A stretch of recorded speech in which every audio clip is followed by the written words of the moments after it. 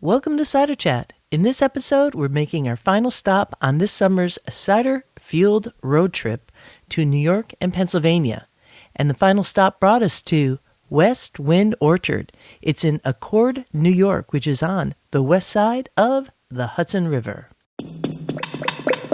Hello, my name is Ria Windcaller, and I am the producer and cider MC of this weekly podcast, where we speak with makers, cider enthusiasts, and folks within the cider trade from around the world. Hip, hip, hooray! There is so much to say hip, hip, hooray about, I can't even begin. I mean, when it's fall in Ciderville, in my special spot of Ciderville, there's just apple energy in the air because it's cider making time, right? Cider donuts, everything, about walking the orchard. I had my mail lady stop by just this past weekend, and I heard the horn honking. I thought, I got a delivery. Sometimes she does that. And I ran out. No, she wasn't looking for a delivery. She had some folks who were looking for some cider. So, I didn't know these ladies. One was from Texas, bringing out her 97-year-old mom and visiting a childhood friend, and they hadn't been in the area for a long time. And, of course, I sent them to New Salem Cider, which is just not too far from where I live, that very special cidery, and orchard, museum-class orchard that I talk about so much with dear Carol B. Hillman. It was such an easy direction to give. So, that's what's happening. You never know. Your mail person might show up and say, hey, these folks need some cider. Wow, when did that start happening? Oh, okay. Cracks me up. Anyways, it's a cool thing. And if you're new to the podcast, please subscribe. Lots of good stuff to come. And we have an amazing featured conversation with a special person who is making cider and pairing that with food. So if you are a foodie like I am and love to blend that with cider, you're in for a treat. Really going to be recommending Westwind Orchard to put that on your to-do list to get there. But I'm moving along too fast. When I return, we're going to hear about our sponsor, the Northwest Cider Club. I'll be right back with that. Walking through the orchard. I have some happy news. If you have been going to nwciderclub.com/podcast and noticing that the last quarter cider box wasn't up yet to sign up for, well, no more worries because it is now all set and you could start ordering your Discover box or the Elevated box. And it's featuring ciders from Montana, Idaho, and one cider made in Oregon from Ballman Cider. In fact, I'm going to have Christine Walters, who is the gal behind Ballman Cider, on the podcast. I did a recording with her. I'm definitely one of her fangirls. I just want to say from the get-go. And so how stokeable is that, right? Here she is making cider in Oregon from Montana apples. And that's a Macintosh apple to boot.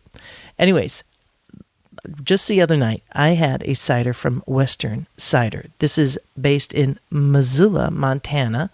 And just last evening, I reached for their cider called Farmhouse. It's in the Discover box by the Northwest Cider Club because I saw farm on it, and I was kind of hoping that it was going to deliver that kind of profile.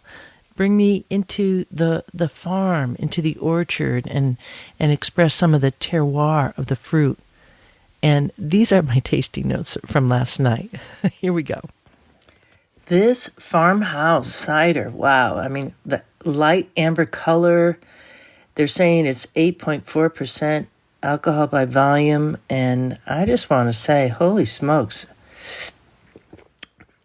Quaffable. This is delicious. I mean, when you have Farmhouse on the label, you expect this kind of cider. And they just hit it out of the ballpark. Perfect. It looks like there's like a zillion different apples in here. I'm counting 1, 2, 3, 4, 5, 6, 7, 8, 9, 10, 11, 12, 13, 14. 14 different apples. Also, Macintosh being one of those, which is a dynamite apple coming out of Montana. They have the Hughes Virginia Crab. I could just go down the list. I'm saying Kingston Black, Bulmer's Norman, Cox Orange Pippin, Chisel Jersey. These are really classic, like West Country type of apples that you would see out of the UK. And this brings me there, actually, but it has its own signature from Montana. That's what I'm digging about it. Go Missoula. Go Western Cider. Kira, who's a cider maker there, outstanding. I'm so impressed. I love the label. Juggling apples there, really fun and whimsical. And dang, I like need a case of this. But I guess I'll just have to go for the Discover box. So perfect. A little bit of soft hay on the note. It's got that kind of farmy taste, but it's so balanced. It's not over the top. If somebody is like freaking out about farmhouse taste, this is your go-to cider. I am wowed. Absolutely wowed. I was a little sad that that bottle didn't have a clone attached to it. It was that good.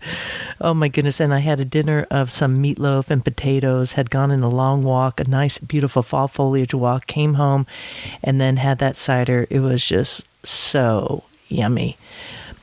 So you can find this in the Discover box from the Northwest Cider Club. Sign up today. Just go to nwciderclub.com/podcast and order it now, because you know it's going to sell out. Definitely. This podcast wouldn't be made possible without the unbelievable support of so many people worldwide. Folks who send in a donation via the donate button, and all the folks who are patrons of this here podcast, many of which who are not commercial makers. They just enjoy Cider Chat for what it offers and are making cider on their own, or just are cider aficionados, or like to listen to me because it helps put them to sleep. I don't know. It's a wide range of audience, and I love you all. Thank you so much. Which brings me to a new patron whose name is Sean, and all patrons who sign up, I always ask that they send in a little info. So he wrote this, and one of the questions I ask is, how did you find the podcast?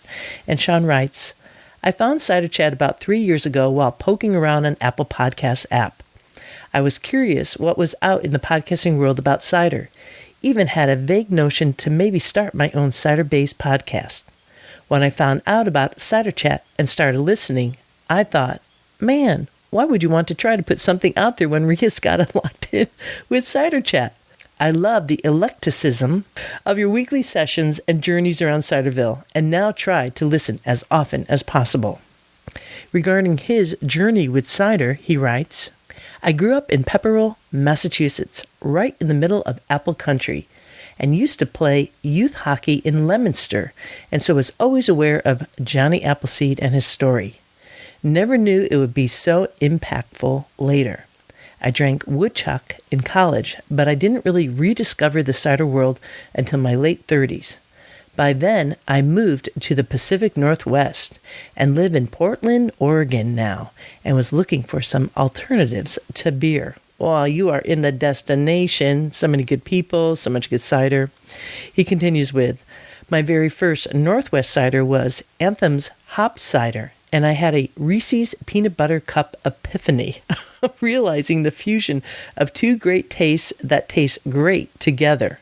Oh my goodness, that's so funny. That's a good play on words there, Sean. Yep, hops and cider, it does go well together. It's amazing. He continues with, but it also sparked a curiosity to learn more about cider and its different styles, the apples, how it's made, the people that make it. And the more I learned, the more I got hooked. Cider, as we all know, is such an amazing beverage. Apples are incredible, and hey, pears and quince have their moments. Mr. Quince, we know you have more than your moment. Right. Now, come on, Perry Perry. You don't have to get upset. He's not saying that quince and Perry pears don't matter. But I will tell you this. Perry pears and hops do not mix. All right, Perry. It's okay. It's okay. Gee, Sean, you kind of like hit a sore note. I think you should continue with the letter, Ria. Right, Mr. Quince. I got it. Here we go.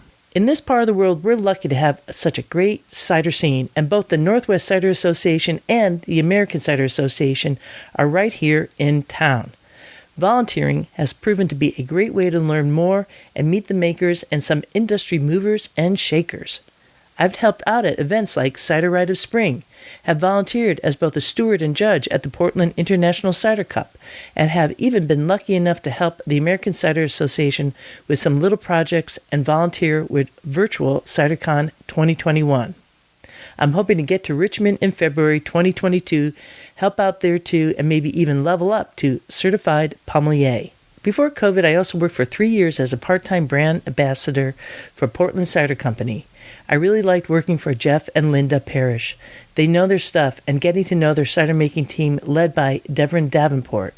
Sharing great ciders made tastings and festival pourings easy, and it's really fun to talk to people about cider and get folks new to the drink to find out what they like. There's a cider out there for everyone, I like to say. True that. Last thing about the journey, I work full-time in wildlife conservation. It's been a fun career, and I love telling people about our agency, what we do, why we do it, and why they should care about the amazing diversity of fish, wildlife, plants, and their habitats. It's the same for me for cider, helping people make that connection. I'm a hobbyist and usually make about 10 to 15 gallons a year. I've got an American crabapple tree in my yard, like to host small virtual and in-person cider tastings with friends, and even have my own little Facebook and Instagram presence where you can find me as Cider Experience. I'd love to write more about cider in my spare time, and I'm hoping to get some more recent blogs and articles online in the future. As you said in your Cider Media series, we need more people telling the amazing story of cider. So thanks for helping being a part of that journey. I've learned a ton from your program. Well, thank you, Sean, for becoming a patron of Cider Chat via the Cider Chat Patreon page, and for your undeniable passion for cider.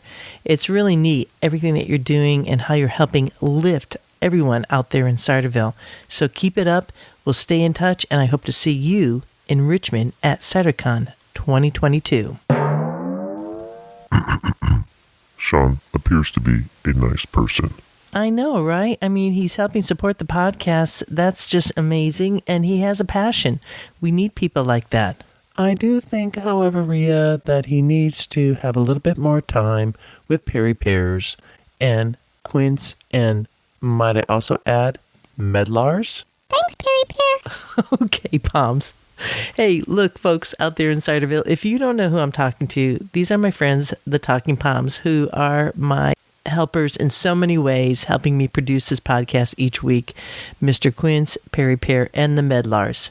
And, Sean, don't take it personally, okay?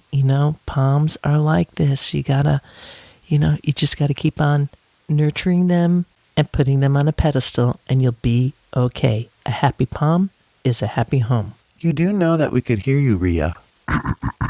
Shall we go to the featured conversation? Yes, Mr. Quince. Yeah, and Perry Pear, I know. I'm only joking, buddy. Right. And that's why, Rhea, we would like you to attend the Steve Martin Masterclass on comedy. Okay, Perry.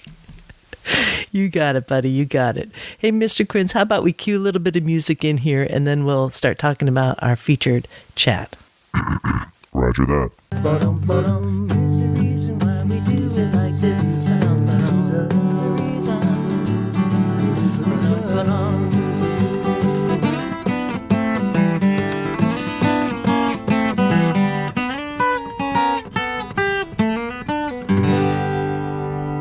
This summer, I took a cider field road trip to the states of New York and Pennsylvania. And in the past couple episodes, I've been rolling out each of the conversations along the way. And in fact, on episode 281, you will get a broad stroke of the entire trip. That's kind of a nice, fun way to start on this entire series on the cider field road trip.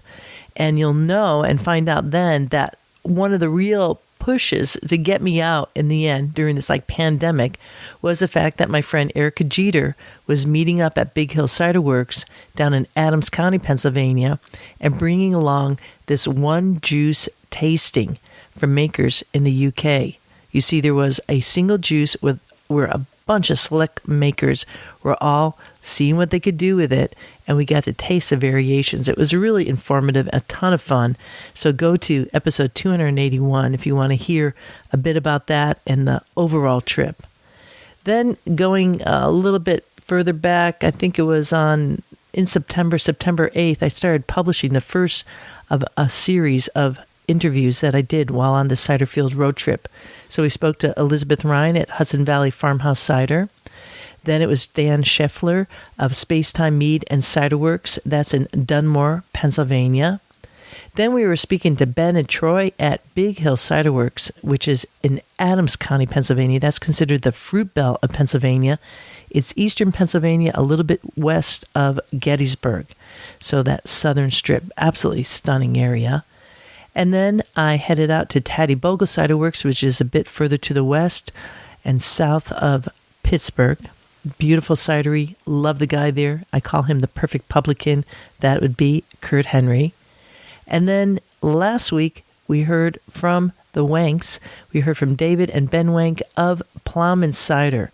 These are folks who live on a century-old farm, which is not unusual for Pennsylvania, because if you don't know this amazing, what is considered a commonwealth, not necessarily a state, it's a different kind of political setup of governance. There's folks who have huge farms. You go along the highway and you'll see like stone buildings everywhere and these amazingly large farm. Exquisite country, rolling hills, farmland everywhere. And this family, we heard the tale of where it all started back in 1818 when their family member immigrated from Switzerland to the U.S. and landed in Adams County, actually just a mile and a half down the road from where the same family is located today. I mean, how cool is that? It's just amazing history, right? So this week, we are leading to the last and final part of this cider field road trip that I took. And from my morning visit at Plowman Cider, I was going to be driving all the way back to Massachusetts, and I had saved ample time along the way to get up to Westwind Orchard and have enough time to have a sit down. I was hoping to have some food there because they just have an amazing array of dishes. You'll be hearing about that.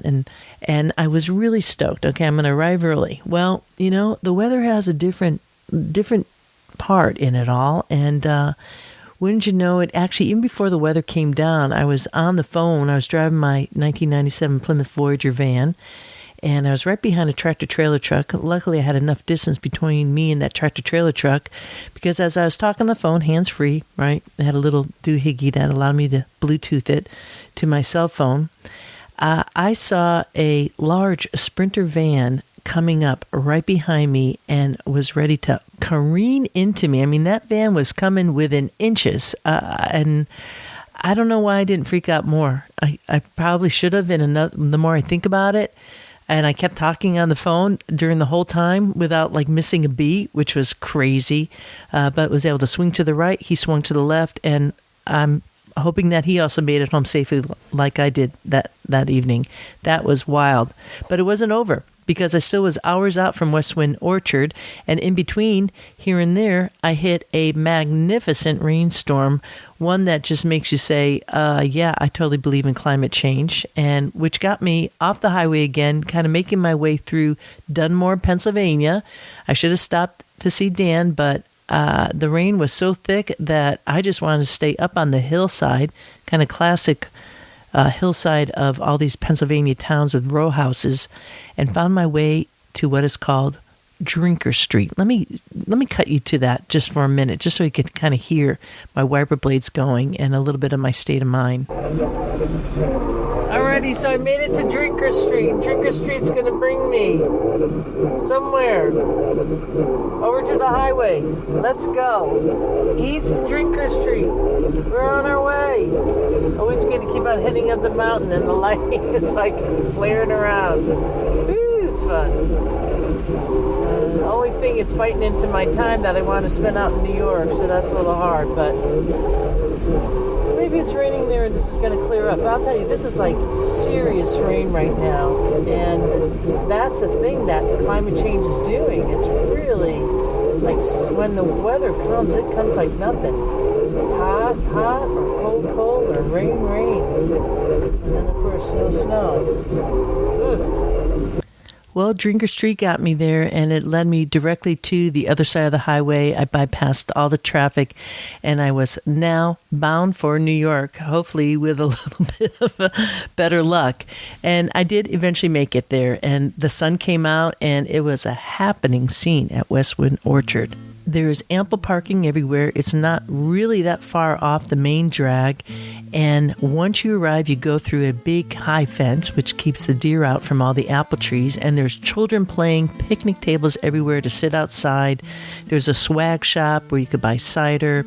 There's a place where you put in your orders for pasta or pizza. Shoot, they even sell espresso. Come on now, because Fabio Chizzola, who is the owner and cider maker, is Italian.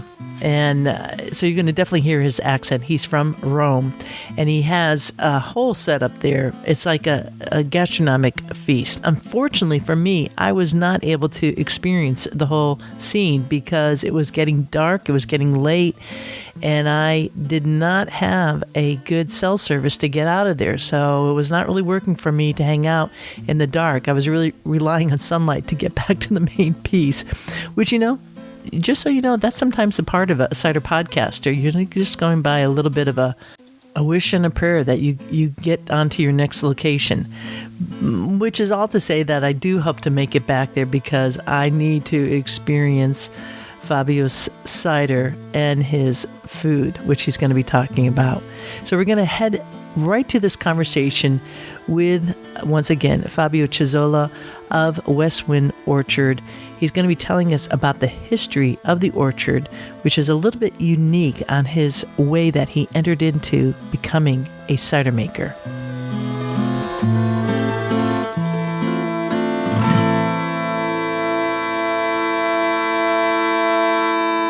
The orchard opened in 2008. I bought this in the orchard in 2002. It was an abandoned orchard. 2002, abandoned. Wow. Yeah, Mm-hmm. and I restored all the trees. Well, there were 700 trees, but all sweet fruit. Mm-hmm. Cortland, Macintosh, Red Delicious, Golden Delicious, and Stamens and all that, Iderheads. And but 350 trees, I took them out because they were just dying. They weren't doing well. Yeah, the other 350, I restored them until 2008 when we started we had the first crop. And then I was like, what am I going to do with all these apples on the trees? I'm not going to pick them all. What am I going to do with it? And so a friend of mine said, put some signs on the main road and say, pick your own, organic. Cool. We never sprayed them. So that year we made $2,500. On pick your own? On pick your in general. Like we had a pop-up tent outside here, no buildings, nothing. Okay. That was 2008. Yeah. And then from there, in 2009, we didn't open because we didn't have a crop, because we lost all the apples. And then at that point, I started to think about, how do I plant other things that if I lose the crop, because we are in a frost-prone zone area. Okay, yeah, so. Once every 3 years, I kind of lose some of the crop or even all the crop. Mm-hmm. Obviously, now I have frost machines. I have one. What's one a frost knot. Machine? Like a windmill? The frost machine is I don't have a windmill. I have two frost machines that turn around 360 degrees on their own on propane. Okay. And it's a cannon of hot air, 85 Celsius, 85 grad. And what's interesting about that is that it's not the heat that helps because it's the heat excites the molecules. You say molecules? Molecules. Molecules of the applets of the flowers, and so it makes them move, and so that they warm up, kind of warms up the. So anyway, good. So 2010 came, and I started to plant new trees, and my first tree that I planted was Crimson Crisp and Gold Rush. And then we started to serve pizza here and food, and I started to see people bring in their own alcohol. And I was like, wait a second, And I come from Italy, so I was a little snob about cider. And I was like, but then 2012, I met Andy from Arumber, and I tasted his cider. And then I was like, okay, if I can make something close to that, or even, Sure, and I was like, this is something that I can drink and I love. So I started to collaborate with Andy, and we used some of these apples, which were sweet apples, with wild and whatever I could find on the road, and friends of mine and all that. And then from there, the cider, the cider idea started to grow on me, and I started to plant. Now we have 70 or 80 varieties, and we have, from French apples, English apples, and I interplanted anything, and I grafted everything. Wow. So I closed for pick your own. I don't do pick your own anymore. And I use 100% of my apples for cider. Do you have to bring any apples in at this point? Yes, I do. Because I do. you're kicking it here. Well, no, also because the orchard is this is the first year of a good crop of the new orchard. Well, congratulations. So the orchard is still young. I'm still planting every year. I plant between 200 and 500 trees. Right. And it's gonna be. I'm just refilling every single empty spot in my orchard too.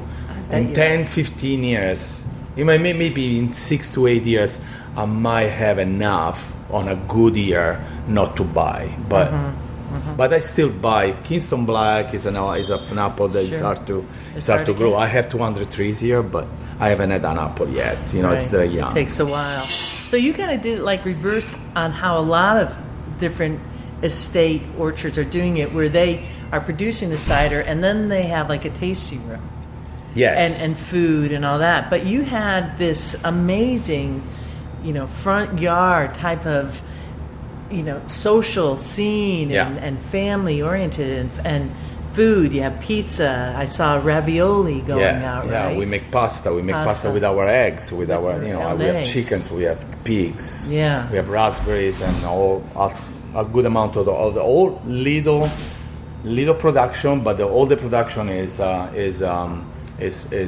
concentrated for the kitchen, for the cider, for the provision. We make jams and all that stuff. So we started as pick your own, and then after that I brought in food, because I was like, how do I bring people from 209 in here? And I was like, I'm Italian. I know food. I know food. I know pasta. I know pizza. I'm not a chef, but I know how food should taste.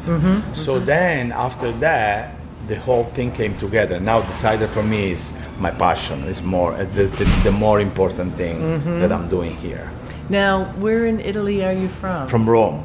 Oh, Rome. So they have no cider. Yeah, they don't. No, but Italy is starting to really catch the bug. I'm actually thinking about possibly. Oh, yeah. The northern. I've had Italian cider, and it's magnificent. Yeah.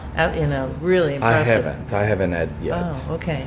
But I'm thinking in the next few years to maybe. I have a few friends that have on the north. They have a lot of vines, and I'm thinking that maybe a project, a small project, or a collaboration, with them, wine and apples. Yeah. So let's just talk a little bit about your cider making. Yeah. So you go dry, but it's not wild. You're not doing purely wild. No, we do one. One is called Wild East, and it's just wild apples.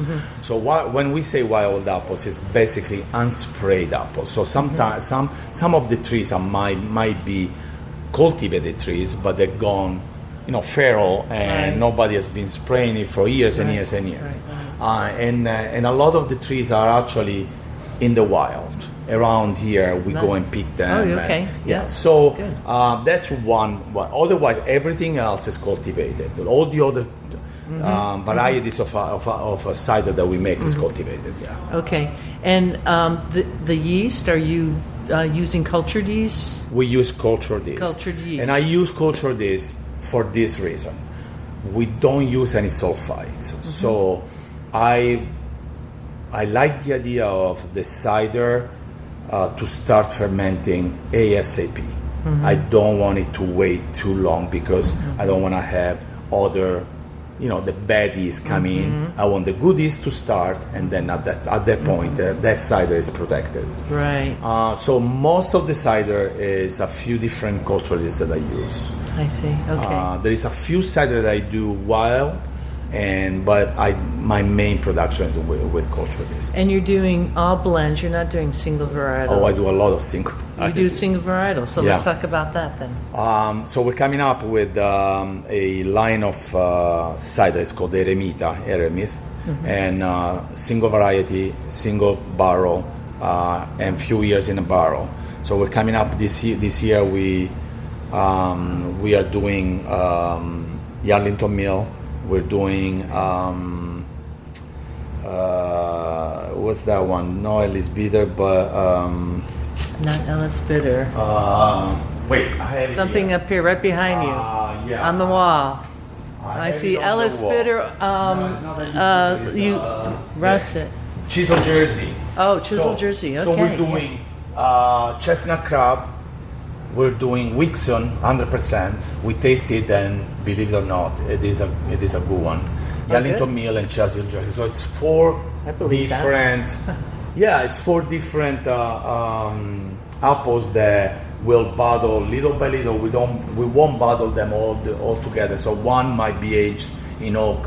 They're all in oak. Okay. And So when you say oak, they're in oak barrels. downstairs. Oh, in the okay, basement, okay. and So I'll you show them. So you have a barrel. Yeah, room. I have Excellent. barrels. Okay. So those are my single varieties, and then I did this year. I did Rain de Pomme single variety that is off the oak. Well, obviously, I taste my first Rain de Pomme single variety. I tasted from West from County? West County, and I was like, wow. That is beautiful. a really good cider. It really so I was like, okay, let me see if I can find some Rain de Pomme, and we'll see. We might blend it or not. And when I tasted it, I was like, no, we're not blending that one. That is incredible. Well, that's fantastic that So- you're able to do that. And plus, it's always educating the public about what an apple tastes like. Oh, fermented. absolutely. And then as it blends, they could pick it out. So I love hearing that. And I'm hearing so many people doing single varietals now that they didn't do before. Yeah, and now I mentioned all this English, French, but we also do Gold Rush. The Solitario is Northern Spy, so that's another single variety. And I am super stoked about Northern Spy. I'm like, okay, Gold Rush is good. Northern Spy is even better. From New York State, From yeah. New York it's State, a yeah. nice apple grown here, yeah. Yeah, so for I'm sure. there is some apples that maybe are not the. I was wondering about the Solitario. Is that, I thought it's like maybe where you are adding into the barrel and kind of changing it, Salerno? No, Am I saying that right now?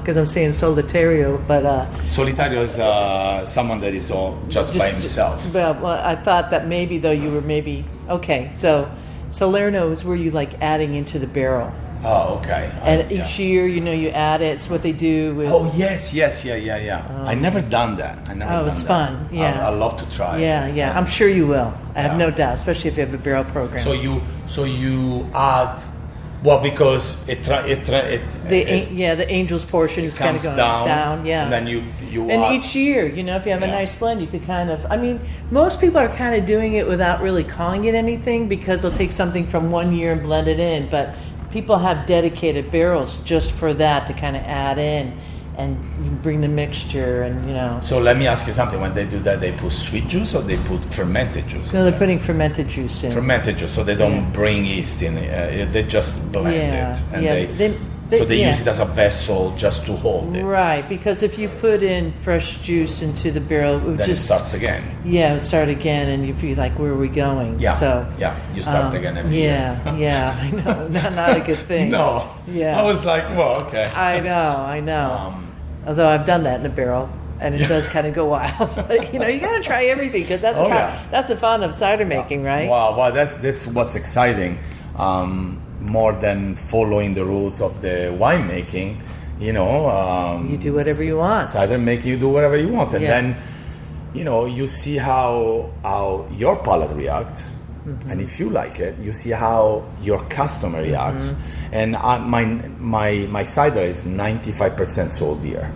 So I know what sells and what doesn't sell and what people are reacting to and all that. I was wondering about that. So is there any place outside of... I mean, we sell it in Brooklyn and Manhattan a little bit. Okay. Although otherwise we sell it all the wine stores around here. But we're talking about 8-10 different outlets, but not too much. So you got to come. And we self-distribute. Yeah, you got to come to the beautiful orchard that's open on the weekends. Open on the weekends through Thursday through Sunday. And that's seasonal, right? No, all year. All year round. All year round, food and pizza. Well, that's good Pasta because I think people would be really bummed out in the middle of the winter when they run out of some of your cider. They're showing up. And this year, because of COVID, we have people eating outside at 35 degrees. Yeah, we all got used to that. Everybody got used to that. It's like, okay, the pizza freezes as soon as it comes out of the oven because it's so thin. Right. And it's like, okay, we're eating a cold pizza. Oh, it tastes so good. Whatever. I want to get out of the house anyway. So in the winter, how do you have it set up here? Because right now you have games. And... So the bar, the barricato, the bar. Yeah. I have plastic curtains, and I have two types of heating, propane and air. Okay. So on a day that is 30 degrees outside, 25 degrees, it's 55 degrees there. So you can still eat with your jacket. Fantastic. You can eat inside here in the tasting room, and then pretty much it. Great. So it's still like a destination. And we do takeout. We also deliver in the way we started to deliver this year. It doesn't really. It doesn't really work 100%, but we deliver in the winter because we're not as busy, so we can dedicate one of us for the delivery. Right. So. Well, you got it going on. So this is like your bottling room, and you have. This is my whole room, and then I just built the storage. Okay, is that cold storage or the? No. It's gonna be just this kind of storage, like full bottles, empty bottles, full kegs, empty kegs, and all that.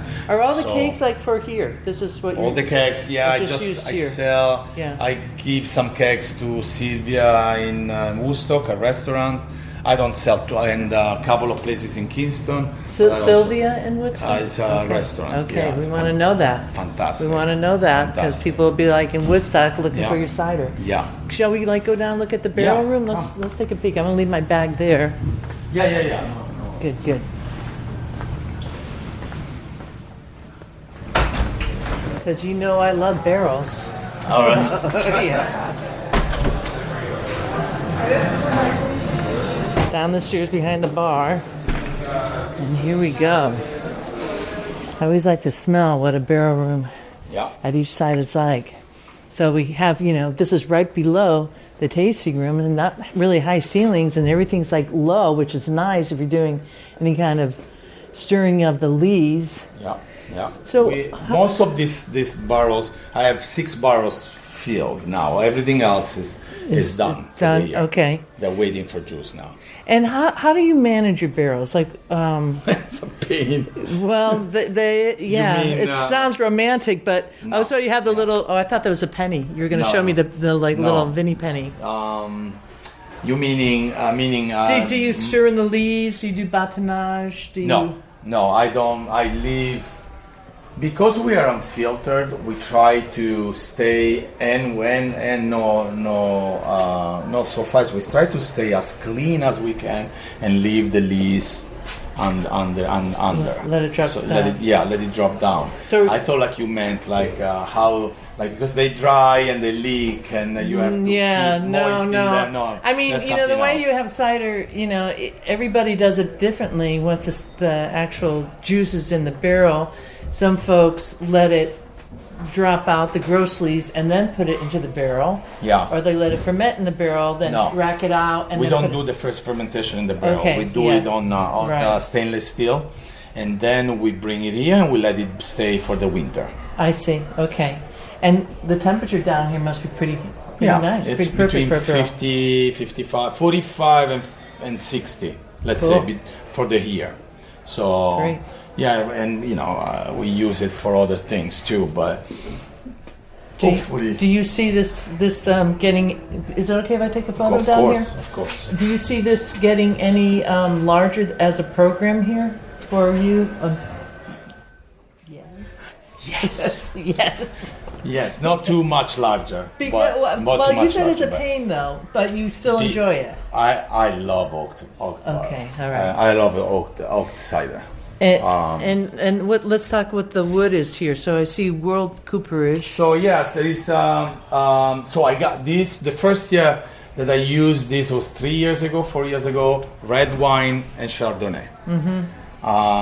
So the first year they took a little bit of a taste on the wine, absolutely, and now they're totally on cider right now, and it's between French oak and American oak.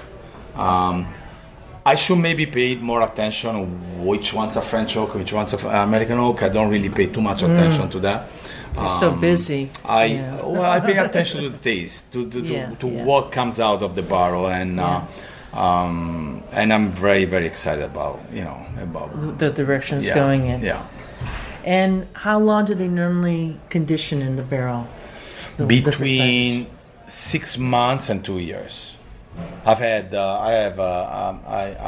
did an experiment of a crazy experiment of a Dolgo, 100% Dolgo. Yeah. Yeah, the acidity went down after 2 years, but still was super acidic. Too acidic for. I mean, I didn't love it. Yeah, well, it was happens. It was an interesting experiment. Do you have any advice for people going into barrels that you wish you knew then? Well, I mean, they need maintenance, a lot more maintenance than stainless steel and plastic. Right. Absolutely. If you let them dry, it means you have to refill them and let them, swollen up again and all that, and you never can clean a barrel like a stainless steel. And you know that there's going to be some barrels that have a flaw or something that doesn't taste right. Right. So, but I like the idea of wood. I like the idea of have a super, especially single varieties in barrels and in single barrels, because that's kind of what maybe will move on for the barrels. I love that they're low. That's great, because I've seen some that are really racked high. So. I'm having a hard time. I tried the double, but I bet. how do you taste it? How do you rack it? It's I don't know. just. And how do you get it in here? Is there like a walkout? You put it in the back. Are you kidding me? No. Yeah, no. These don't move. We wash everything. So you here. carried it down the stairs. We carried it down the stairs. Darn. No. Darn. Okay. Yeah. So wow. Yeah. So that's it. They stay here. Yeah. They better be good barrels. They're not moving. They're not moving now. So. Well, this is awesome. Cool. Do you see yourself doing anything with other barrels other than the wine barrels? Do you like the rum barrels or the bourbon barrels? I personally not interested on that. I do like. I already think that the barrel changes the cider a little bit, and it really depends on what barrel you're using and all that. But I don't want to change more than that. I don't want to alter the cider. I'm really trying to use the best apple I can for the cider, and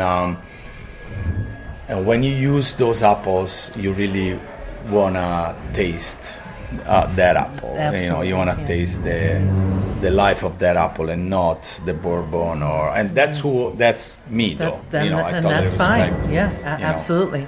So I agree. Well, that's not. Well, I've had my boozy kind of, ciders early on, kind of classic, and it's and fun. I've just gone in a different direction now. I mean, I will drink it.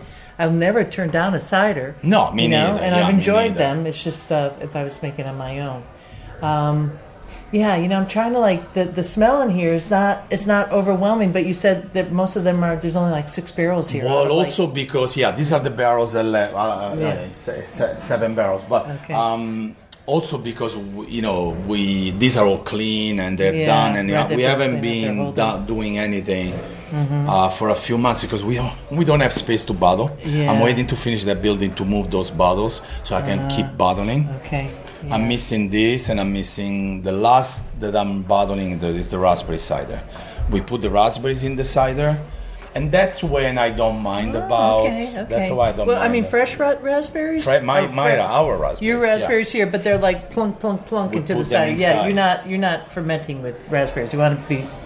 We're not fermenting. No, they're already. The cider is already fermented. Okay. So the raspberries come in. They're being served. The last with month. Oh, okay. The last month of the cider. Oh, okay. And then all right. and then we'll rack it from the raspberries, and then we bottle it. Okay. That's when I don't really mind that the raspberries take over the apple, because I use a blend of apples that I don't think they should be served. It should be drunk by itself. Yeah.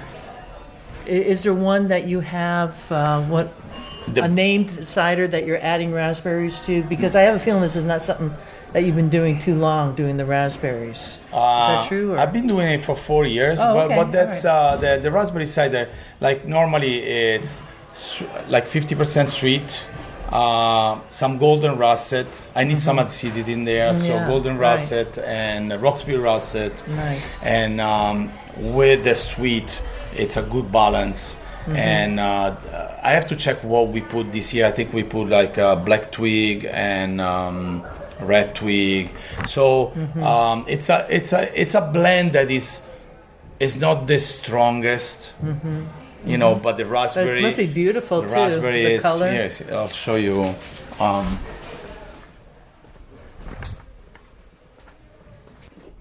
Oh yeah, look at that. So, in that light. Get a little photo of that. Yeah. Yeah, so it's Not overwhelming. It's kind of like a darker amber, a little with a rose hue on it. Yeah, actually this year I actually did something. I'm doing raspberry cider, but also I did a rosé cider with just apples. So obviously most of the apples are red field with some dabinette and. That's great. And That's something great. else, I don't remember the third. I think some golden russet in there, and it's incredible because raspberry cider, the sales of raspberry cider in the summer is like that, and then in the winter goes down. Summer is just like everybody wants this. So you got to go sometimes what the consumers want because they got stuff. and I don't mind it actually. It's still a dry cider. It's. Very good. So very good. So you're full time here. Full time. Yeah. And you've been doing that for 7 days a week. 7 days a week. I've been doing it since 2016 full time. That's great. Until then I was part time, but almost full time. Did you ever think you'd be a fermenter? No. It was just you saw people bringing in alcohol, and that was the throwover. Well. That was the first thing, but also like I was thinking, once I started to see apples on the trees, I realized that I'm not a fruit grower to sell fresh fruit. I don't care that the fruit looks good. Right. I care that the fruit tastes right. Right. So that when takes a little pressure when off. I started to see how we used to be certified organic, and how the organic markets, Mother Earth and although how they, I was having hard time to sell my apples. Then at that point, I really decided, I can't deal with that. I don't really care about selling apples. And then when I started to make cider, I care about my cider, and I care about, there is so much going in there. It's just not the fermenting. It's a lot more than just fermenting for me, cider. Yeah. It's the aging, is the marketing of the cider, and it's a lot of things. And as I said before, because we sell it here, and I'm behind the counter most of the time. I know I am understanding where people want to go and what they like and how to direct them to what I like.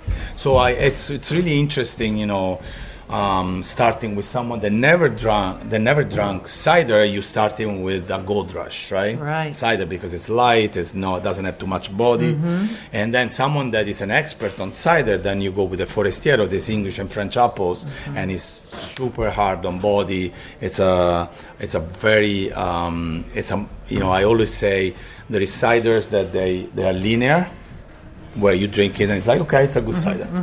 And then there are ciders that are like round, and it goes around and it goes around and it keeps changing in your mouth, and that's the cider that I think is the one that I want to drink. I have no doubt. Yeah, exactly. So, right. And when I have in front of me the person that knows about cider, that is been drinking cider, then I direct them to our Magnum or our Forestiero or to ciders that I think they'll enjoy. Yeah. So let me ask about the consumers then, over the years that you've been doing that, because this particular region has a lot more cideries than it did before, right? Yes. We're the new ones, we're the babies, Right, but still. So what are you seeing? Well, when you first opened, probably people were coming and saying, what cider, or were they? When you first opened your business? Yeah, do you have to explain that a lot, or do you still have to? I still have to, but a lot less. Okay. And I get a lot of people that come here and buy bottles to give us a present. Sure. Which is incredible if you think about it. The price range is quite a little less than a good wine, right? Like we're talking about between $20 and $28 per 750s, and there is a lot more people that love cider. So someone came to me, and a beer maker came to me and said, why cider? You can make a lot more money on beer. I'm like, yes, but beer is made 95% of water. Cider is made of fruit, 100%. So I like beer, but I'm not interested on that process. I'm interested on fruit, how to grow it, how to get from the 1-year-old tree to barrels or to my tanks, and that's what I'm interested. As of right now, still 50% of my apples are bought, and I would like to have less and less, because so then I know what I spray on the apples and how I treat my soil and all that stuff. But we'll get there. Yeah, I'm 53, so I have another 50 years to live. Yes, hopefully. I'm sure you do. If I drink cider, I'll be another 50 years. No doubt. Well, that's great. I'm glad to hear that. I'm glad to hear that there's so many people coming here, and obviously the audience has been continually being educated and growing with the market. Yeah, and growing. So you're feeling optimistic. Yeah, I feel optimistic, and I feel like that. And I've said this at our meetings of Stamp Sprout and our cider with all my cider friends, cider maker friends. The only way to educate people is to have your own tasting room and to have people welcome you so that they see your world and then they understand, because I was a snob. I didn't know what cider was. I didn't know that cider could be, you could make a good alcoholic beverage out of apples. Right. So that is our goal, to let more and more people know that we're up there with the wine. I mean, we can make really good ciders, and a lot of people are liking it now. Totally. So and it's fun. It's fun because it's as we said before, there's no rules on cider. I can blend whatever I want. I can call it the way I want. It's just how I sell it, how I introduce it to my customers, and how So So it's and I'm so young on making cider. I have to learn so much more that I'm super stoked and excited That's about great. this. I love that. So. And your enthusiasm is contagious. It's just like I hear you. Yeah, that's the excitement of it, because we get to write our own story here, which is like no other libation out there. Yeah, and it's a place to be where you can really express what to do from beginning to end. what you do from the beginning to end, from when you plant the tree to when you ferment your apple juice. So that's unique to me, you know. Well, I would wish you many, many more years to come of the excitement and enthusiasm and the adventure, because that's what it is. Thank you. And it's exciting that we can talk about cider and we can drink cider. That is for sure.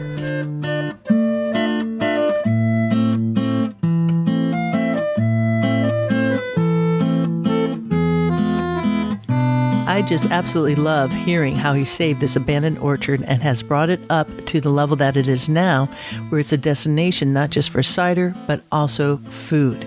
And he's cranking it up. People are there year-round, even in the cold weather. It's a destination to be. Now, earlier he mentioned that Andy Brennan is somebody that he connected with. And Andy has the brand name Aaron Burr, and he's located just a little south of this site of Westwind Orchard. Does not have a tasting room, so you have to kind of seek out his bottles too. But that's how it kind of rolls in that area. People are just connecting and helping out, and a little bit further to the south too was also Stone Ridge Orchard. That's where Elizabeth Ryan is, and she has her own foodie heaven there.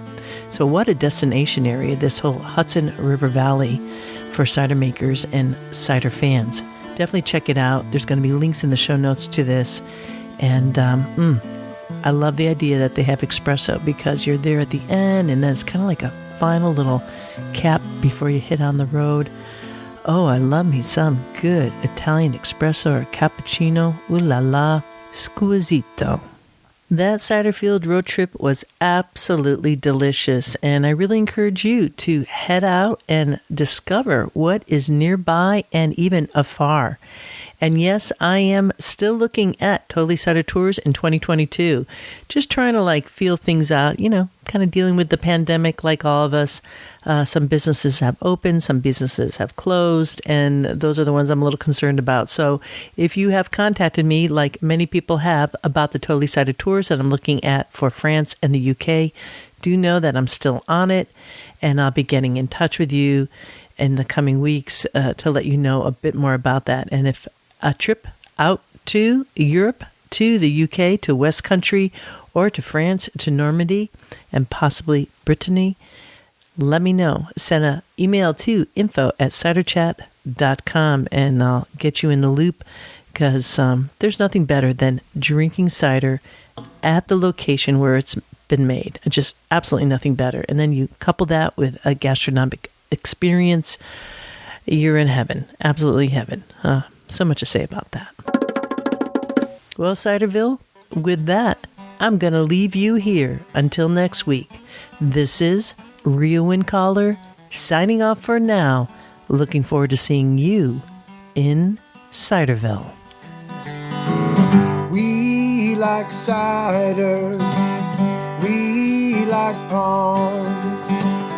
We love orchards and having fun. There is a reason. There is a reason why we do it like this. Oh yes, there is. There is a reason why we do it like this. Oh yes, there is. There is a reason why we drink it like this. Oh yes, there is. There is a reason.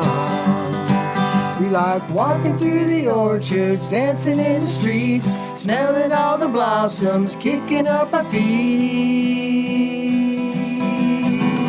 We like cider. We like ponds. We like orchards, having some fun. There is a reason. There is a reason why we do it like this. Oh yes, there is. There is a reason why we do it like this. Oh yes, there is. There is a reason why we drink it like this. Oh yes, there is. There is a reason. We like walking through the orchards, dancing in the streets, smelling all the blossoms, kicking up our feet. Oh yeah. We like cider. Oh yes, we do. We like ponds. Oh yes, we do. We love orchards, having some fun. There is a reason why we do it like this. Ba-da-da-dum. There's a reason why we do it like this. Ba-da-da-dum. There is a reason why we drink it like this. Ba-da-da-dum. Ba-da-da-dum. We like walking down the orchards, dancing in the streets, smelling all the blossoms, kicking up our feet. Oh, yeah.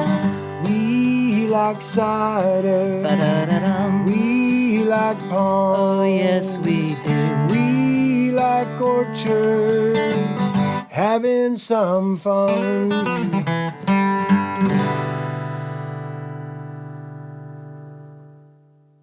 Yeehaw!